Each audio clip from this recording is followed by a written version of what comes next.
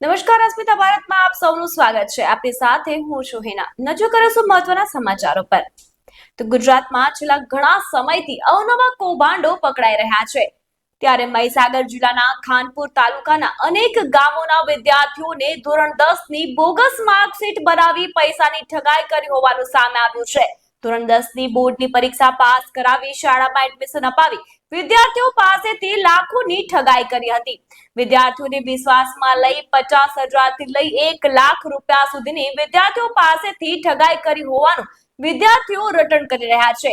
એવામાં ભોગ બનનાર યુવક અને તેના પિતા દ્વારા મહીસાગરના બાકોર પોલીસ સ્ટેશનમાં ફરિયાદ નોંધવામાં આવી હતી।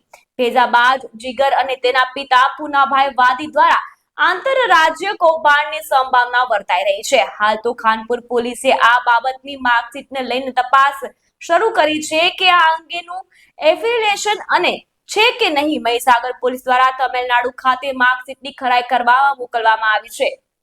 ત્યારબાદ જ ખ્યાલ આવશે કે સદર માર્કશીટ ખોટી છે કે સાચી।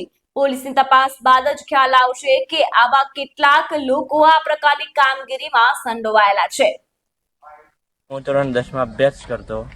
મારો મિત્ર જીગરવાદી હું 10માં ફેલ થયેલો, તો મારા મિત્ર જીગરવાદીએ મને કીધું કે હું તને 10માં પાસ કરાવી દઉં।